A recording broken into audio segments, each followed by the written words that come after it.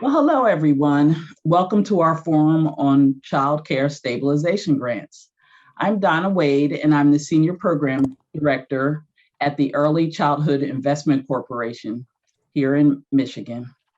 We partner with the Michigan Department of Education to provide guidance and resources for child care providers across the state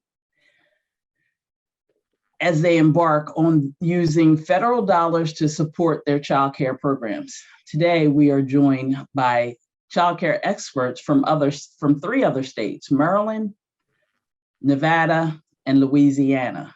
And they're here to share their stories and wisdom on how child care providers in their states have navigated this process. So welcome, guests. So today we have from Nevada, Marty Elquist. She's the program manager at the Children's Cabinet. Welcome, Marty. We also have Margot Chappell from Nevada, and she's the Deputy Administrator, Field Operations Support from the Nevada Department of Health and Human Services. Did a great job pronouncing my name too. Thank you.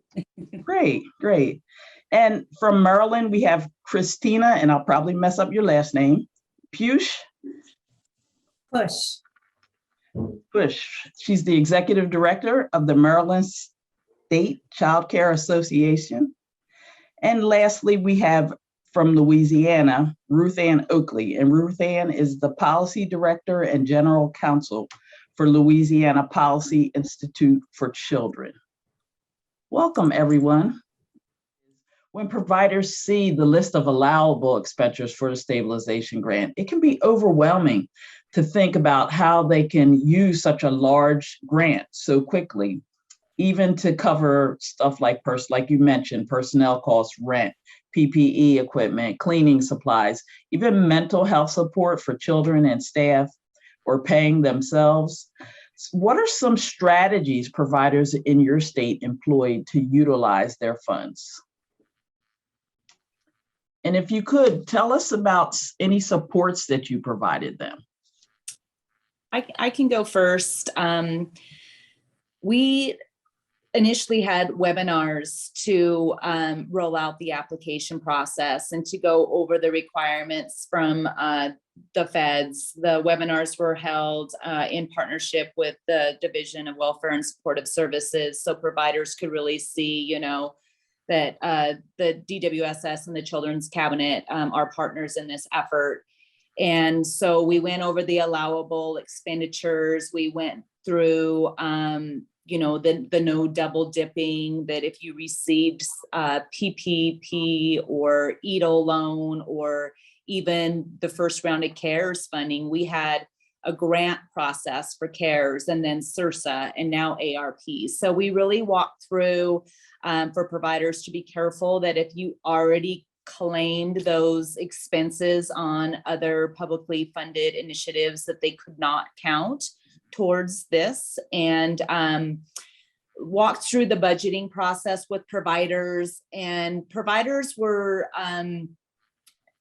a little overwhelmed hearing the dollar amount that was available to them, but quickly realized that if they go back and remove expenditures that they might have claimed with other publicly funded stimulus sources, that money goes really fast. Mm-hmm. And, as sad as this is, just reiterating to providers who are really overwhelmed that this is what you should be making. This is the value of the work. This is, you're owed this money to stabilize your program, because that's how important you are to the lives of children and families. And, your staff needs you, children need you, families need you.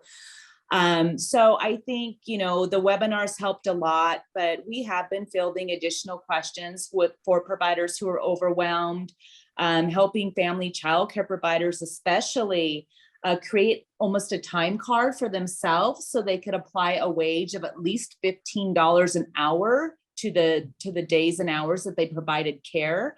And for a lot of our providers, that's their entire stipend. Just that. And it's eye-opening to providers to look and say, yeah, I am owed a wage. I should be paying myself. And So there's a lot of advocacy that's gone in parallel with those conversations with providers and empowering them as professionals. Yes. So, yeah. Which they are. Thank you. Yes, Would absolutely. anybody else like to comment? Were No, there any? I will just say this. I know that family childcare probably, it seemed like more money to a family childcare provider. We have Mhm. capped at 8 children here with family childcare programs. We also provided town halls with accountants and lawyers and business experts. We utilize and still do the small business associations in our counties and states and the women business centers that are helping with the grants and providing some acumen and support. But I will say this,